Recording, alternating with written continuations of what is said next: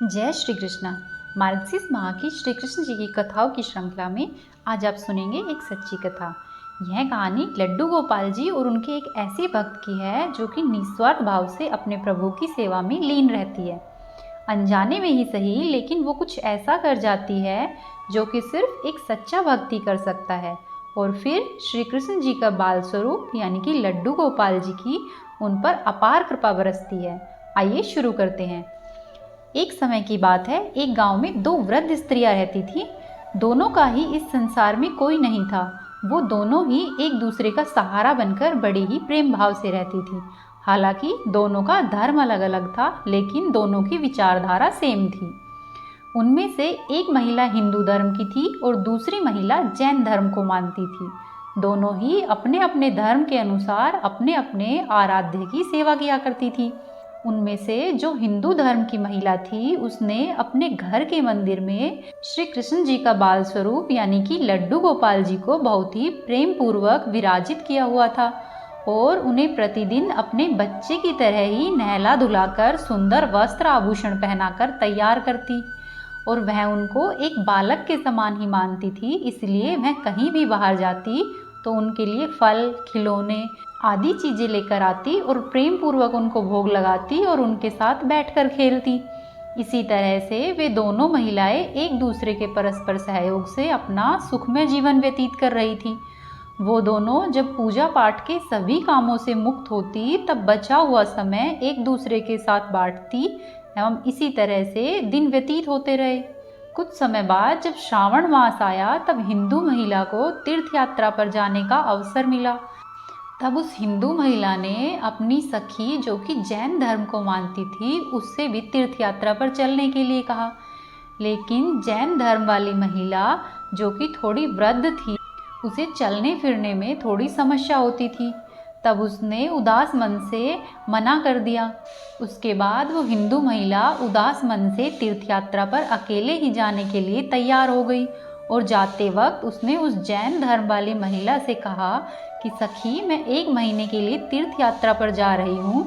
तुम मेरे आराध्य लड्डू गोपाल जी का ध्यान रखना और उन्हें बिल्कुल एक बालक की तरह ही स्नेह करना। प्रतिदिन स्नान आदि कराकर सुंदर वस्त्र आभूषण पहनाकर उन्हें खाना खिलाना। उस जैन धर्म वाली महिला ने सभी बातें सुनी और बोली कि हाँ सखी, तुम चिंता मत करो, तुम आराम से तीर्थ यात्रा पर होकर आओ और मैं तुम्हारे लड्डू गोपाल जी का भली भांति ध्यान रखूंगी। इन सब बातों को बताकर वह महिला तीर्थ यात्रा के लिए निकल गई और जैन धर्म वाली महिला ने सारा कार्यभार अपने ऊपर ले लिया और बड़े ही उत्साह और उमंग के साथ वह सुबह उठकर और खुद के नित्य कर्म से निवृत्त होकर लड्डू गोपाल जी के स्नान की तैयारी में लग गई। उसके बाद जब वो लड्डू गोपाल जी को नहलाने लगी, तो उस महिला की नज़र लड्डू गोपाल जी के पाँव की तरफ पड़ी तो वह दंग रह गई, क्योंकि उनके पैर मुड़े हुए थे। उसे लगा कि उसकी वजह से उनके पैर टेढ़े हो गए हैं। इसका मुख्य कारण ये था कि उस महिला ने जब भी उन्हें देखा, तब लड्डू गोपाल वस्त्रों से आभूषित और सुसज्जित थे।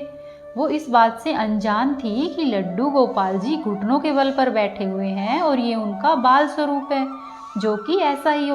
तब वह महिला बहुत परेशान हो गई और सोचने लगी कि मैं अपनी सखी से क्या कहूँगी। उसने इतने विश्वास के साथ मुझे ये जिम्मेदारी दी थी और मैंने लड्डू गोपाल जी की देखभाल सही से नहीं की।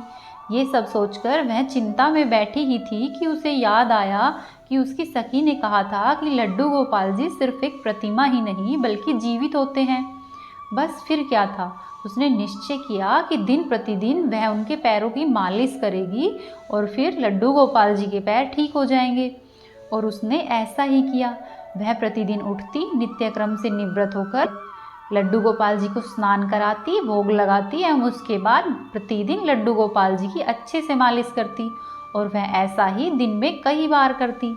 और जैसा कि श्री कृष्ण जी का स्वभाव है, वो है ही इतने कृपालु कि उसने उस वृद्ध महिला की इस नादान भक्ति के वशीभूत होकर उन पर अपनी अपार कृपा लुटा दी।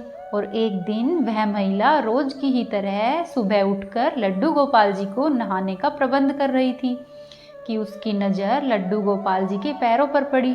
उसने देखा कि पैर ठीक हो गए हैं। यह सब देखकर वह वृद्ध महिला खुशी से फूली नहीं समाई और वह ये पूरा वृतांत सुनाने के लिए अपनी सहेली का इंतजार करने लगी। कुछ समय बाद जब वह हिंदू धर्म वाली महिला अपनी तीर्थ यात्रा पूर्ण करके वापस आई तो सबसे पहले वो अपने लड्डू गोपाल जी के दर्शन के लिए गई और जैसे ही उसने लड्डू गोपाल जी को देखा तो वह आश्चर्य में पड़ गई। उसने देखा कि लड्डू गोपाल जी ठीक से खड़े हुए थे। उसने सोचा कि शायद ये उसके लड्डू गोपाल नहीं है और वह अपनी सखी के पास गई और उसने पूछा। तब उस जैन धर्म वाली महिला ने उसे पूरा वृतांत सुनाया कि मैंने लड्डू गोपाल जी के पैरों की मालिश की है, इस कारण इनके पैर ठीक हुए हैं।